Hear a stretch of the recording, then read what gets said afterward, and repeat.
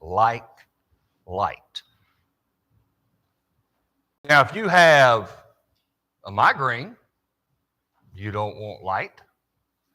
I had an aunt who suffered with migraines her whole life, and you just close off into a dark room and stay there. My wife has what are called optic migraines, and so she has to just put something over her. So while light is a good thing and a positive thing, if you have to be in a good condition to be able to take it. When I golf, I wear sunglasses. I can't be out in the sun without sunglasses. I love light, but I got to have shades on. Before we talk about Jesus as the light of the world, I want to pose a question to you. And I pose it because it's a question that I have thought of for a while, and I've not come to a full understanding yet. So I'll just throw a couple of things out and let you chew on it. We all know that darkness is not actually a thing. In other words, you can't just say, here is darkness. Because darkness is the absence of light, right? Just like cold is the absence of heat. Now, so let me ask you this. Think about the first words of Scripture. In the beginning, God created the heavens and the earth the earth was without form and void, and darkness was on the face of the deep. Now I want to ask you a question. If darkness is not a thing, and God created everything, and we see darkness at the beginning, did God create darkness? I'm not hearing any answers. So here's a thought that I will give you. And it'll fit with this lesson, I think. Before God made anything, before he began the moment of creation, first of all, there was no time. There was only eternity. Therefore, as with God and eternity, there is nothing in the past and nothing in the future. Everything with God is in the present. Everything. When Moses was talking to him, and God said, I want you to take my children of Israel out of Egypt. And Moses said, I can't do it, and I don't want to do it. And he kept talking about why he shouldn't have to. He's got excuse after excuse. And God said, you're going to do it, and Aaron's going to help you. He said, well, tell me this. I don't even know your name. What did God say? I am. Not I was, not I will be. I am. When was Jesus sacrificed? When did he die? AD 33. No. He died before the world was ever created. Jesus was crucified or sacrificed before the creation of the world. Everything with God just is. When God created, and we see darkness right there at the beginning, where did it come from? Here's what I think. Might have had a couple of purposes. One, God depicts the creation in Genesis 1 with the world without form and void, and darkness was there, and the Spirit of God was hovering over the waters. Now, the Spirit of God was there, but it was still dark. Maybe it was a way of setting up the very next words, and God said, let there be light. That was his way of saying, guess what? If I'm not there, it'll always be dark. Well, that makes a good thought. That teaches a pretty good lesson. Without God, there is darkness. But it still doesn't tell where the darkness came from. Because when God created, if you will, it was over there. So let me throw this thought at you.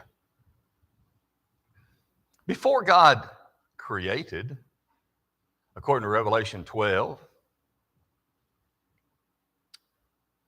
Satan rebelled. There was a war in heaven, and Satan and his armies were kicked out of heaven. And all that happened before creation time. Is it possible then that when he kicked them out, since he kicked them away from him, that's where darkness came from?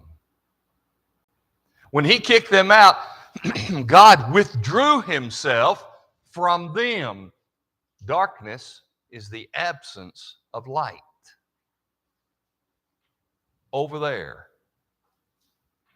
But then God said, now in the midst of that darkness, I'm going to make something beautiful. And he created. And he created everything that is. Some people have asked, so why did God create?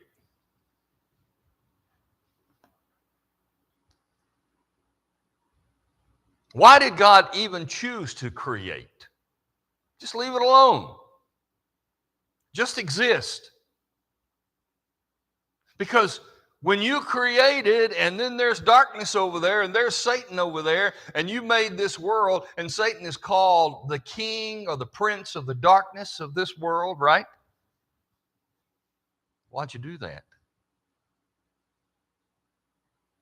And therefore God's not good, people say. And they condemn God for creating, knowing that there was going to be trouble. And that's offensive to them. But then I look at those people and I say, did you have children?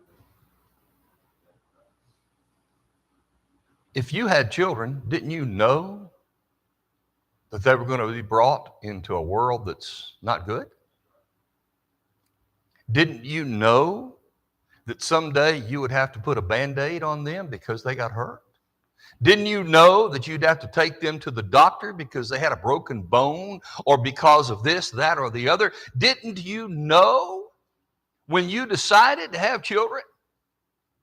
And now you're accusing God of something that you did yourself. Still doesn't answer why he created. And God doesn't tell us. He doesn't tell us anything about where he came from. He doesn't tell us anything about why he created. He just says, in the beginning, God created. So I think we are left to be able in our minds to say, why? One of the things that God says about himself, John says it many times in 1 John. God is love. And love, by its nature, creates. That's what love does. Love creates. It wasn't a matter of God sitting in heaven with the rest of the angels and going, okay, guys, there's 3 of us here. 3 personalities of the Godhead. We're going to have a meeting. We're going to create or not. If we get 2 votes to create, we're creating.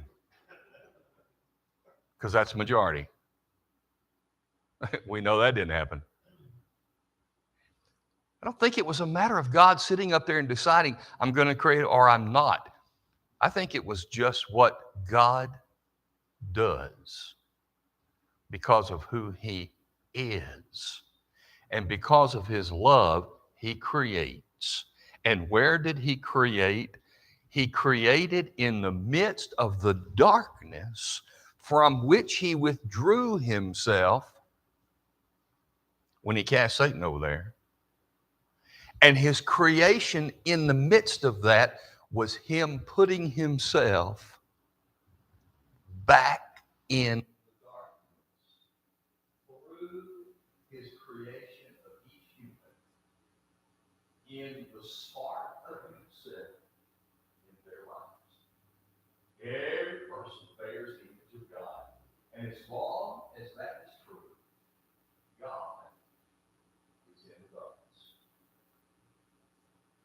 That's a good thing. Because the darkness needs the light.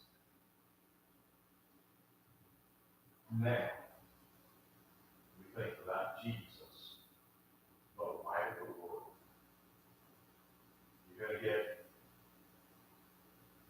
3 simple points: prophecy, purpose, and passing on. The Bible prophesied Jesus is the light. The Bible tells us what is the purpose of the light. And the Bible reveals God, through Jesus, passing on the light to us. Let's notice those. Number 1. Jesus was prophesied as the light. You've not read the story of Balaam in a while, in Numbers 22, 3, and 4. You might want to go back and read that. Balaam was the prophet that the heathen king wanted to come and curse the people of God. But God told him, remember he had the event with the donkey. He was riding the donkey to go to see the people. God had said, I want you to do it, but he really wanted to do it. Number 1, I think, is to get a lot of money. But God put him on, he put on that donkey. God, of course, remember, stood in front of that donkey with a flaming sword. The donkey eventually just got down on the ground and he's beating on that donkey. And then the donkey started talking. I kept you from dying. There's a spirit in front of God's dealing with this situation. So Balaam said, all right, I'm going. I'll do God what you want. And part of the prophecy that Balaam gave to the people, when the king thought he was going to curse them, he was actually blessing them, and he said, I see you, but not now.